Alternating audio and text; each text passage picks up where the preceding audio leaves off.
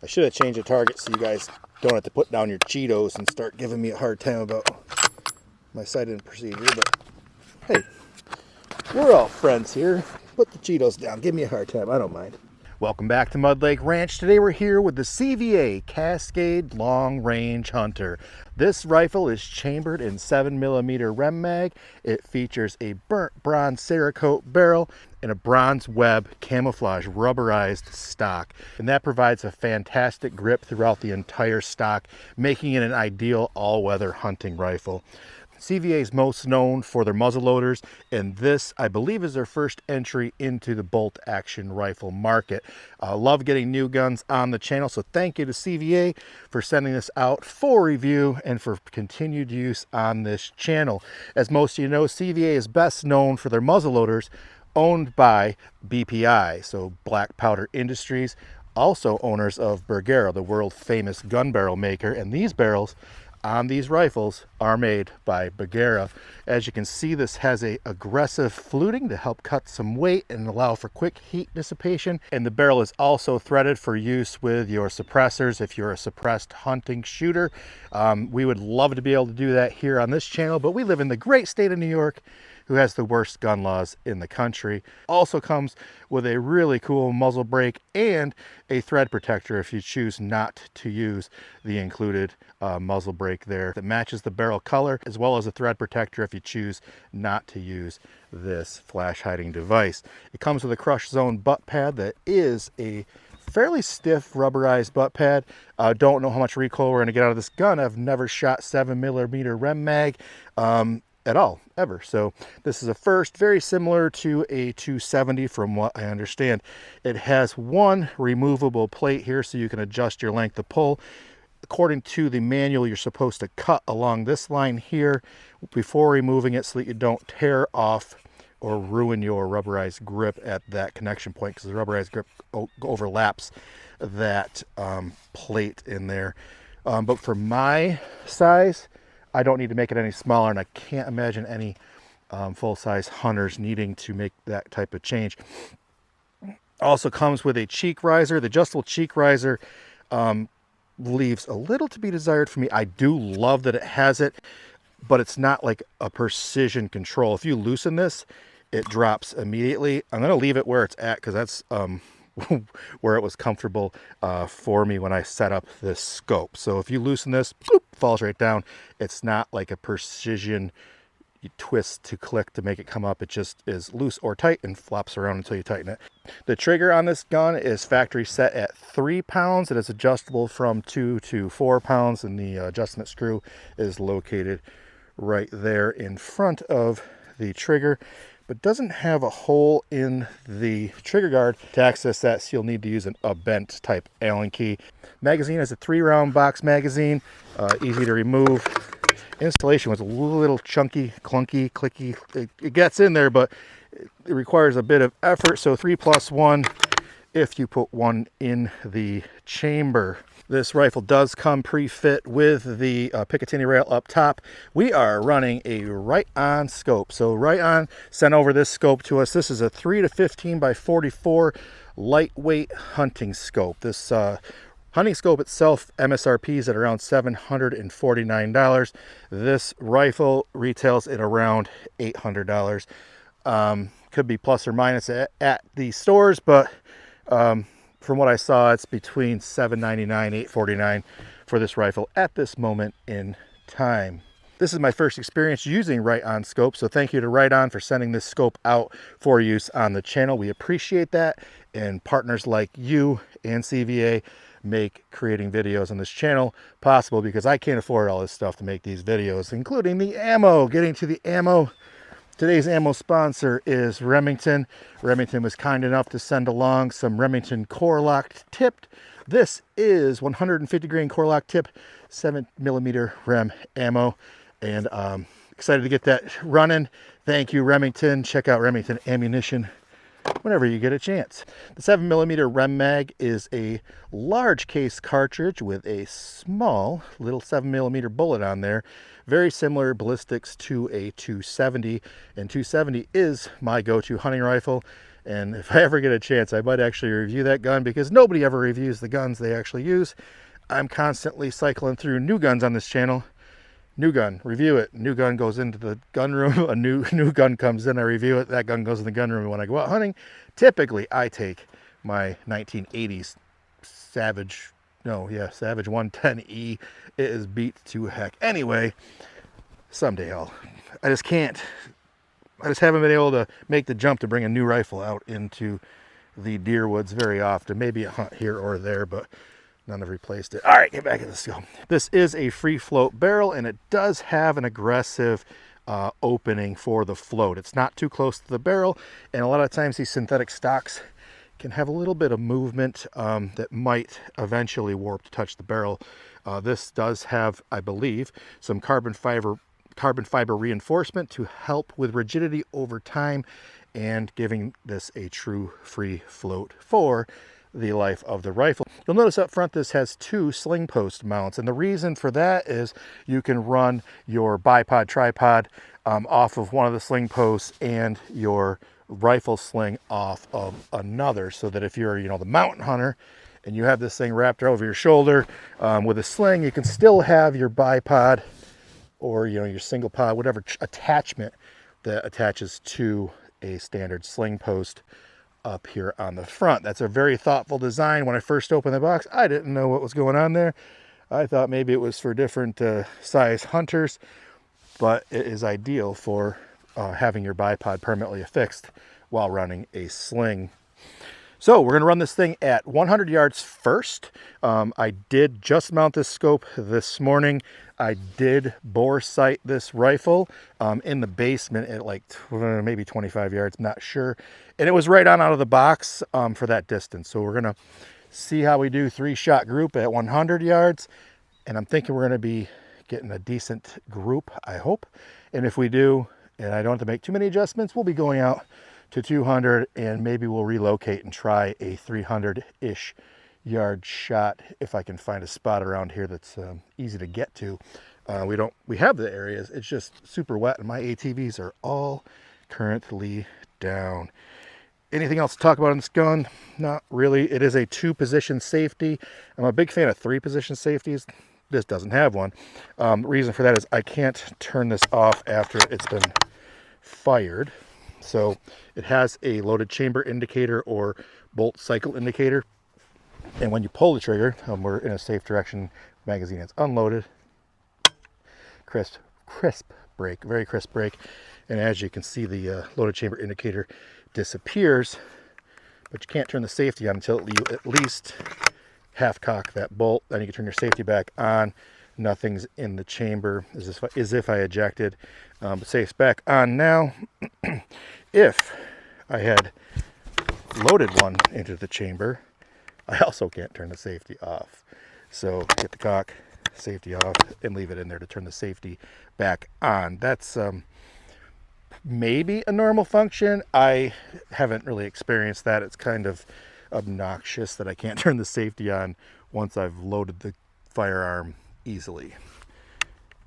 And now when I turn it to fire, I can't turn it to safe until I cock the gun. So beware of that if you are hunting, because you want to be able to get your gun on to safe, and awkward that you can't. So, yep, box mag releases down here. 3+1, we covered that. We covered the scope, we covered the barrel, we covered the stock. Let's get some rounds down range. All right, we thanked a couple of our sponsors, including the optics, the gun, the ammunition. My ear pro is from Otis. This is Ear Shield Ranger Pro. These feature gel cups. These are awesome for all day wear, and I do wear these all day at range days. My eye pro is from Heatwave, and thank you to Heatwave for providing the eye pro. And the shooting bag here is from Shooter's Choice. And to confirm our target distances, this is a rangefinder from Tidewee. Links to all these items will be in the description below. Let's get shooting. Before you shoot any new rifle, you should always clean the rifle. This one especially, the bolt was quite sticky because it had a rust preventative on it. I cleaned that up real good, and I'll show you some of the B-roll on that. You'll want to lubricate any friction points or points that the manual calls out. CVA did a great job in their manual calling out exact lubrication points. They don't get into what type of lubricant to use, but in a situation of a bolt, I like to use dry lube on this surface. It dries almost instantly, and then I like to use a small amount of grease on my lugs in any place where you need lubricant to stick around for a while, you know, so it's there working for you for a long period of time. And then I clean the bore using the Otis gun cleaning system. This is the same size as a 270, so we ran a 27 brush through it. We ran a wet patch, a bronze brush, and a dry patch, and we ran that a couple times. You'd be surprised how much residual oils from the machining process or just from shipping that remain in new guns. This is not unique to this new gun. It's with all new firearms. You should just make sure there's nothing in the bore. At a minimum, run through the ripcord. It's a pull-through one-pass cleaning system.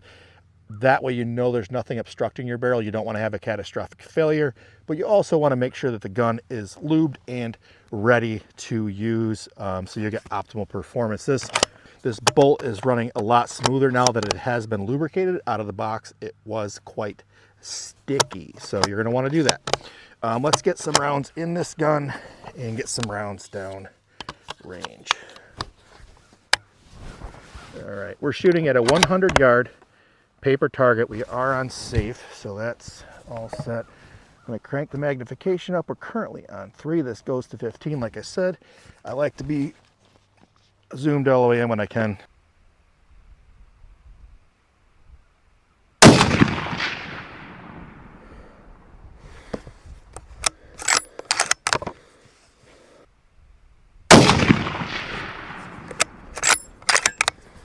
I know you're not supposed to pull your head off the gun, but I did.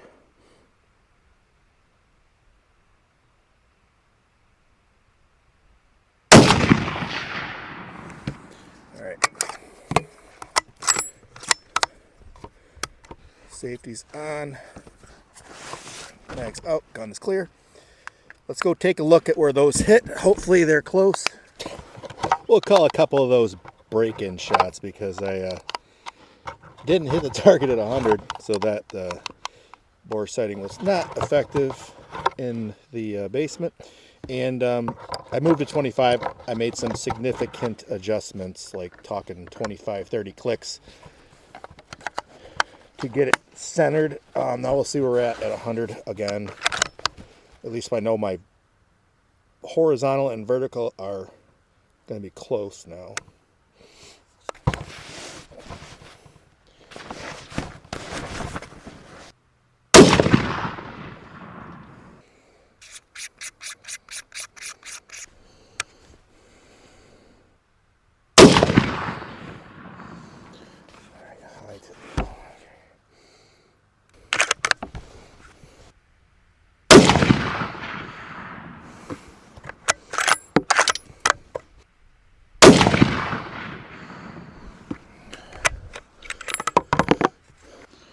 The scope does have a parallax adjustment, and I had to adjust that back for 25, which if you're out of focus on parallax, it's different than focus on the actual optic. It's your clarity at distance.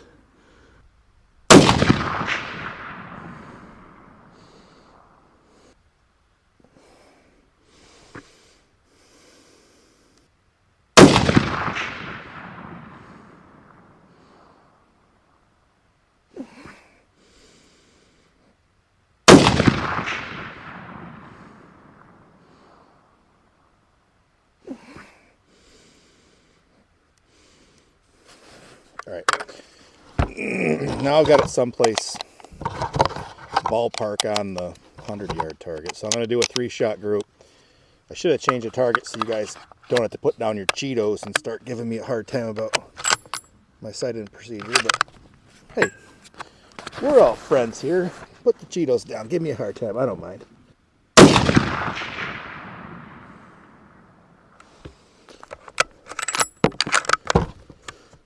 This is where a lead sled would come in super handy. I don't have one.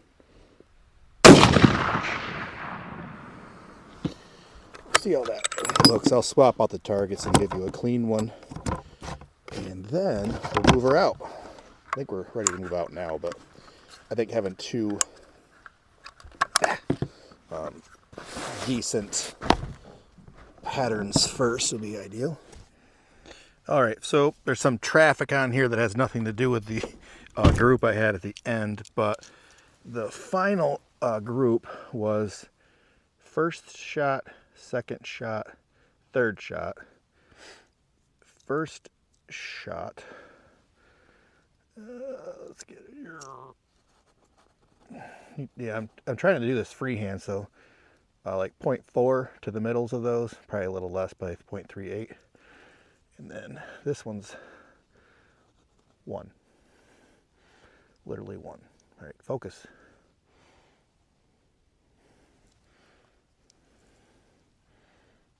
So 1. Gonna document this one, switch targets out, and get another piece of paper up here. I think we're maybe have to make one last adjustment after this group before we take her a little further out. But right now, I'm happy with the group because I'm in typical Jared fashion here. We're shooting off of a sideways bag.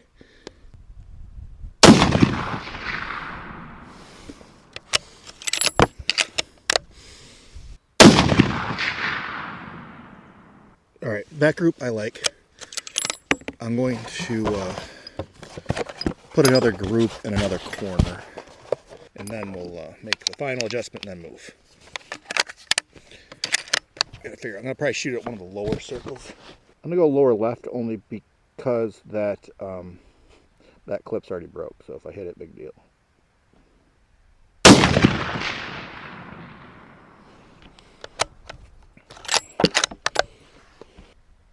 That was a bad shot. That one don't count. I pulled that. Damn it. That was me, 100%.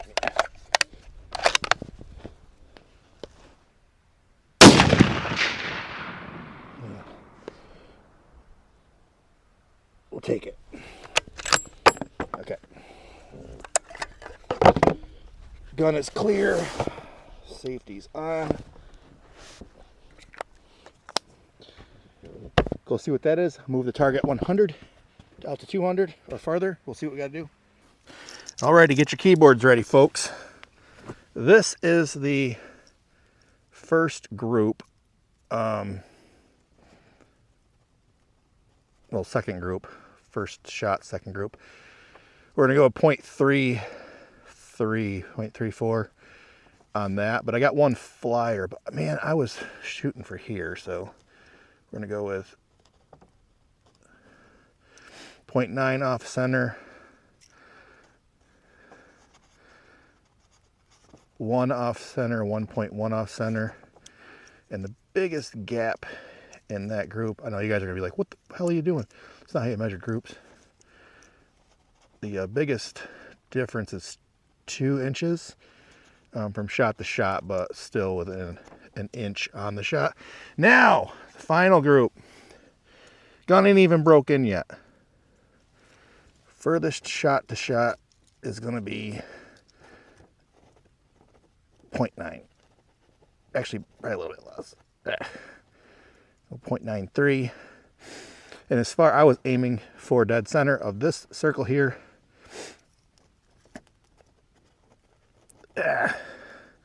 Furthest from center point is 0.7, so we're a ½ inch. And then that flyer I complained about. From center, 1.5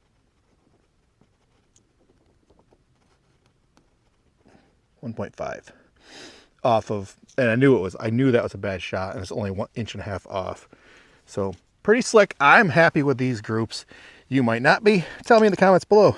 All right, so furthest shot that I can take from where I'm sitting now without dicking around too much is to put it in the back of this field. I mean, I have plenty of area I could use.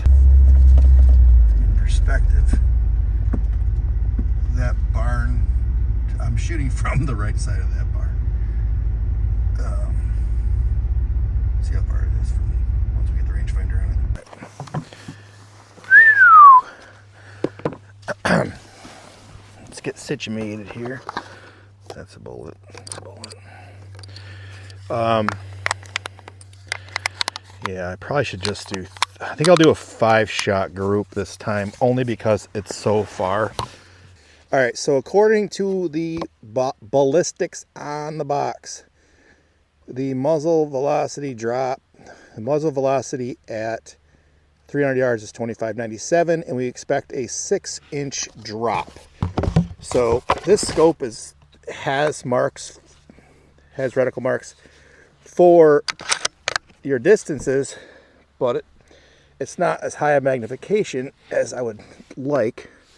So a 6-inch drop at 300. We range this at 291 yards from where I'm sitting. All right, and I got a decent. Actually, we're in good, really in focus. So good on you guys. I can actually see the dot, and I'm pretty much blind.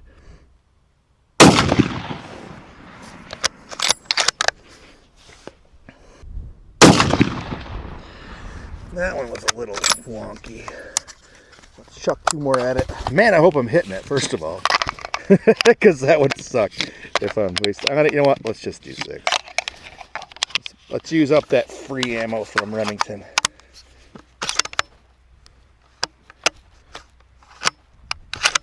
It didn't feel like it picked one up. All right, amateur off the bag. While we're here, let's see if I can hit that steel target just for entertainment's sake.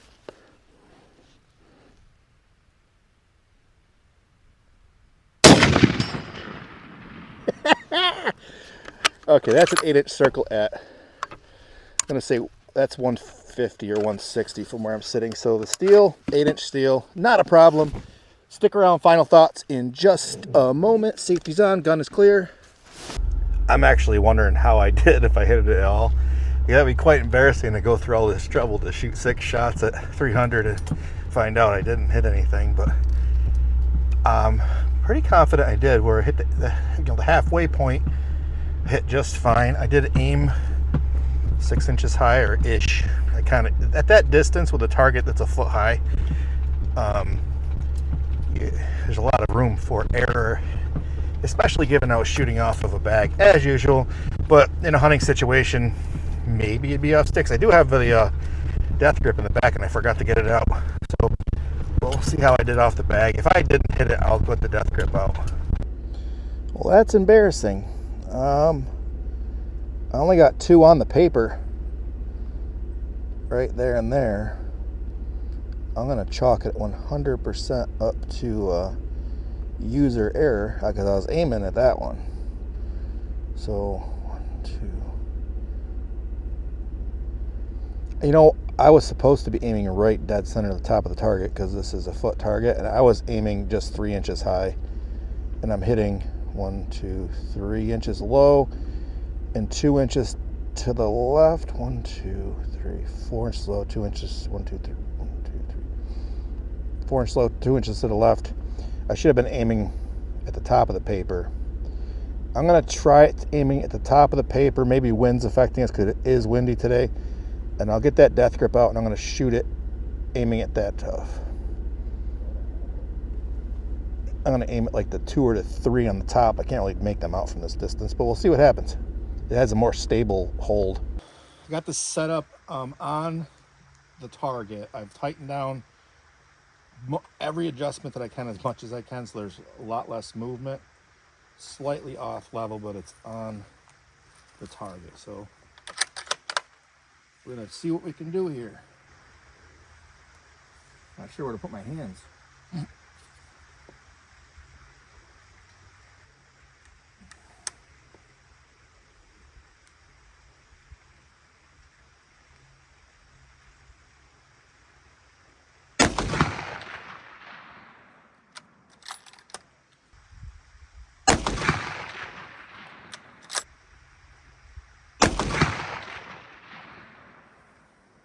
All right, I took 2 more shots off camera. Using the death grip there.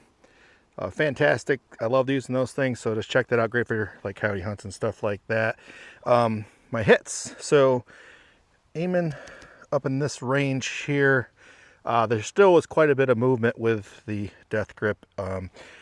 One shot that was within an inch of the center, but I got it on all of the shots are within a handprint. So 1, 2, 3, 4, 5 shots with that group. Not a great group. 1, 2, 3, 4, 5 inches is the furthest out. 1, 2, 3 inches, 1 inch, 4.5-ish inches, and 1, 2, 3, and 3.5 inches. So all of these would have been a kill shot on any North American big game.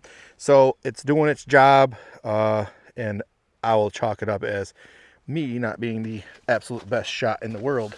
Final thoughts on the CVA Cascade Long Range Hunter, chambered in 7mm Rem mag. This gun is outfitted with a 24-inch barrel that's intended to allow you to hunt big game at great distances, 300 yards plus, and it lives up to that reputation. And I believe that those shots, the final shots, prove that it's capable, especially in the right hands. And after some, more trigger time with this gun, I think I'll get more comfortable with it and be able to make those shots a lot more precise. 5-inch-ish group at 300 may not be ideal, but it was hitting well at 100. The gun is just getting broken. We're just past 1 box of ammunition through this gun. We're at about 35 rounds now. My final thoughts: we rate guns on practicality. This gun, for what it's built for, purpose-built, long-range hunting rifle that keeps you in a budget. This is under $1,000, actually probably under $800 and maybe in the $700 range when on sale. I love that it has the adjustable cheek riser. I love that it has the adjustable length of pull. The bolt operates fantastic. I love that it has the Picatinny rail already on it. The trigger is lightweight and crisp, perfect for hunting. Pre-threaded for your suppressor if you're in a suppressor-friendly state. All hunting should be suppressed, and hopefully our legislators will finally get their heads out of their butts and realize that this is for hearing safety and not for malicious activities. The rubberized grip is outstanding for weatherproofing, and just the soft touch feel and texture are great for hunting applications, so that you won't have this thing slipping out of your hands. You get a fantastic grip no matter the conditions, and I absolutely love it. I love the 2 sling posts up here so that you can run your sling and your bipod, tripod, what have you. Practicality score: this thing has just about everything. It's a bit heavy. It's an 8.4 or 8.7 pounds. We're typically testing guns here, they're in the 7-pound range, so this one's up there. It's 1.5 pounds heavy. We put a lightweight hunting scope on this to cut some of that weight. So once you start adding other gear, it will get a little heavy, so you might want to take that in consideration if you're taking this out into the elk woods and the mountains. Might be a little bit heavier for that, but for a braced situation like this, or box blind situation, or other long-range hunting situations where you have steady sticks, it's a good choice. Practicality score: I'm going to give this an 8.7 out of 10. Fantastic rifle for what it is, and I am proud to own this. And the fact that they Cerakote the barrel, rubberize the stock, it's just built right for hunting. The bolt operates beautifully. It's practicality 8.7, I believe I said. What's the next? Accuracy. Accuracy was on point, and I think it will get better with time as I get some more trigger time. Like I said, 35 rounds through this thing, that's not a lot. First time operating 7mm Rem mags, first time sighting the gun in, so half those rounds were just getting the scope on target. So accuracy at 300, I was comfortable with less than a box with just 10 rounds. And I think with a little more trigger time, it would be great. I'm going to give this a 7.2 for accuracy. I'm sure it will get better with little bit of practice. And we only used one type of ammunition, which was provided by Remington. Thank you, Remington. For me to make videos with multiple boxes of ammo, that gets costly. We're talking, 5 boxes, you might be in the $150 range. At $30+ a box, it's gonna be more than that, $200. Don't tell my wife. So if you want to help contribute to this channel, help make the ammo testing video for this gun happen, you can contribute in many ways. The STARS program there, you can send Venmo, whatever, who gives a crap. But watching this video, share this video, like this video, that helps it get spread through YouTube. A 20,000 view video on YouTube for me right now is only about $75 to $100 from ad revenue. So that YouTube ain't making it happen. It's you and other sponsors that help make these videos happen. Practicality, 8.7. Accuracy, we're 7.25. And coolness factor, this gun is cool. I absolutely love this rubberized spider web camouflage design. It does have the option of a Realtree camo pattern, but this one is authentic, unique, and it looks really cool. The Cerakote is really cool. The muzzle device is really cool. Not being in a suppressor state, that muzzle device is awesome. Everything about this gun screams awesome. The trigger is a fine trigger, and this gun performed very well, so that also makes it cool. 24-inch barrel, cool. Great bolt action. Not being semi-automatic, that might cut a few points. The magazine leaves a little to be desired as far as it doesn't want to. It's a little finicky about how it goes in. It really has to get slapped in there. And the cheek riser, as much as I adore this thing, I'm going to do it. I'm going to let this down. Once you loosen this, it just falls. And that's how it works. It's not like a precision adjustment, but I'm glad that it has an adjustment at all. So, coolness factor. Not semi. Practical bolt gun, cool pattern, great Cerakote. We're going to give this, she's a solid 8. Let's give this an 8. I hope I didn't rank it too low, but it's a bolt gun. It's a hunting rifle. It is cool. It is cool for what it is. But we got 2 points there that we just can't give this gun. Anyway, thank you for watching this episode of Mud Lake Ranch. I hope you found this video useful, helpful, or interesting. And if you did, please hit that thumbs up and subscribe.